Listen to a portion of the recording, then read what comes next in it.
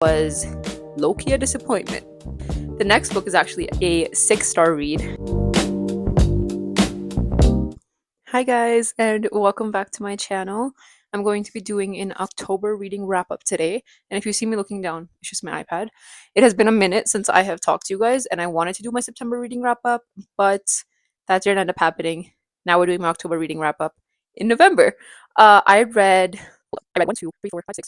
9 books this month, 2 of which were for uni, so I will not be talking about those, but let's talk about the 7 of them. First of all, the first book I read was Leather and Lark by Brynne Weaver. This is the second book of the Ruinous Love trilogy, and I read the first one, Butcher and Blackbird, which I think I gave a 5-star. It was either 4-star or 5-star. This one, on the other hand, I gave a 2-star. I was not vibing with it. I felt like a lot of it was forced, and this was one of the couples that you don't think will stay, or at least I don't think will stay together after the last page. I don't want to say a lot. I don't want to get into spoilers or anything, but it was low-key a disappointment. I did not enjoy as much as I thought I would. With that said, though, I will be reading the next book. I am really excited for Finn's book, and I will be checking it out for sure.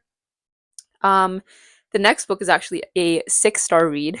This is Please Don't Go by E Salvador, and this was my first E Salvador book. This book was, I think it was almost 600 pages, 591 pages, and I finished it in 2 days.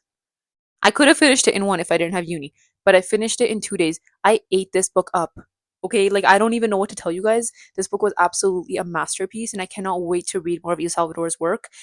I love these characters. They have such a good connection, and they just found family. You have Reverse Grumpy Sunshine and characters who love each other, and an author who loves their character.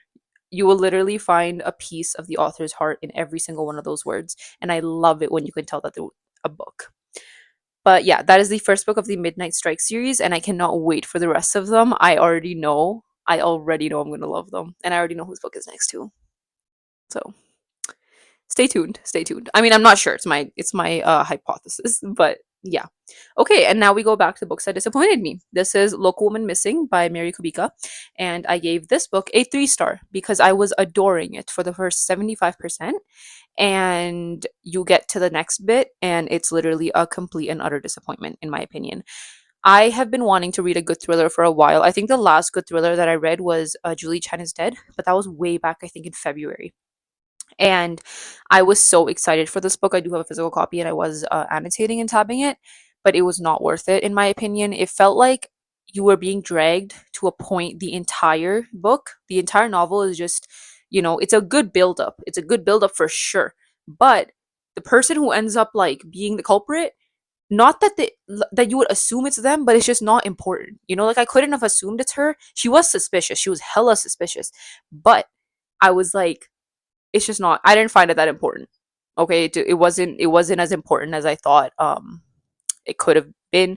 It was just kind of like, oh, okay, whatever, in my opinion. Again, like that was a booktok famous book, and booktok books do tend to disappoint me a lot of times, but I guess that one was no exception. Also, I'm looking down on my watch because making sure everything is in line. The next one, you guys know I love Lyla Sage, and this is Soul Searching. This one came out, I think it came out October 30th. And oh, guys, it's a paranormal romance, and it's so good. Small town. Um, it's adorable. It's so adorable. I love it. I gave it a 4-star. I think I already mentioned that. And I love Lyla Sage, everything.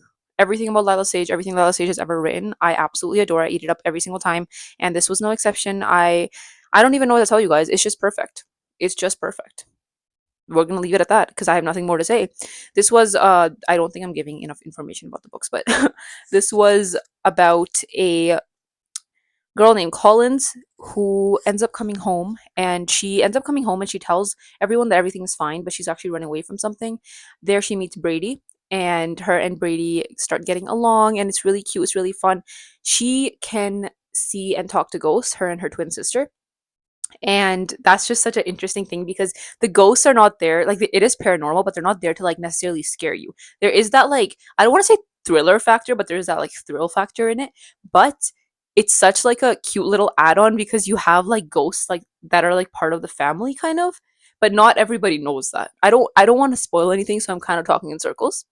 but it was a really, really good book. The next book is Pretty Pink Poison by Shain Rose. This was my first Shain Rose book, and I got this recommendation from a friend on Instagram. I will add her at somewhere over here.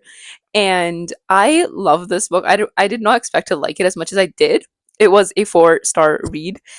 Not that like the writing was bad or anything. It just I feel like this trope is not something I usually go for. Um and it was good. It was good. I ate it up. That's all I'm gonna say. Would I read it again? Yes. Is it something that's gonna like stick with me? I wouldn't say that, but it was a really good book. Okay. It was a really good book. The next one is a favorite, an absolute favorite. I gave this one a 4.5 stars. This is Wrath of an Exile by Monty J. You guys know that if Monty J writes it, I will read it. Okay. The only book I think I have not read Monty J's first series actually. I'm still getting around to reading that.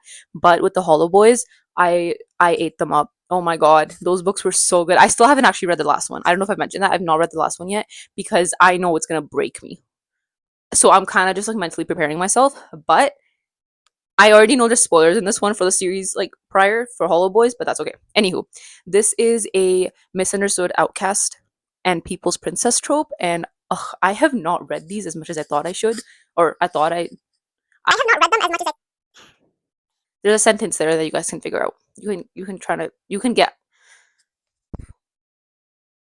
get what I mean. Okay. Anywho, this is the first book of the River Sty Heathens series, and I love Monty J. Everything, everything Monty J, guys. Like you do not understand. Their writing is literally top tier because it's not just like the two character type of writing. No, it's atmosphere. You are there, okay? Jude Sinclair is there, and you are there too. Okay, Fee is there, and you are there too. All right. I love Seraphina so much. I also love Jude Sinclair. Please tell me where I can find one. Um. Anyways, moving on. The last book I read was Does It Hurt by H.D. Carlton, and this one was also a 4-star read. Please read the trigger warnings for this one. This was insane. This was insane. This was a thriller too, so it was really interesting. But it was good. Okay, it was good. It was a lot, but it was good. Um, yeah, that's all I'm gonna tell you guys. Again, I don't want to get too much into the book, but essentially, it's about this girl who steals from people. Okay, not people actually, from men, which I support women's rights and their wrongs. And she takes their personalities too, like their identity, I guess. And she eventually ends up taking the identity of the wrong person, and they end up going on a little adventure because he takes her out. Can I mention this? Can I mention this? Yes. So he lured me onto his boat like a fish in the ocean, seeking vengeance for my crime. Had I realized his intentions and that massive storm would leave us shipwrecked, I would have ran. They end up getting abandoned on an island with a man, and that man has a lot of secrets, and there's a lot of creepy stuff going on in this. Okay? One specific thing that had happened literally had me second guessing the entire book. The entire book. Okay? Like, not in a bad way. It was just really eerie. But anywho, really good book. That is all I read in October. Let me know if you read any of these. Let me know what you think of these books. And I am excited to see what I end up reading in November because, per usual, I don't end up reading the books on my TBR. So let's see what ends up happening. Thank you so much for watching. And I will see you in the next one. Don't forget to follow my socials and stay updated with what I am reading and what I am doing. Bye.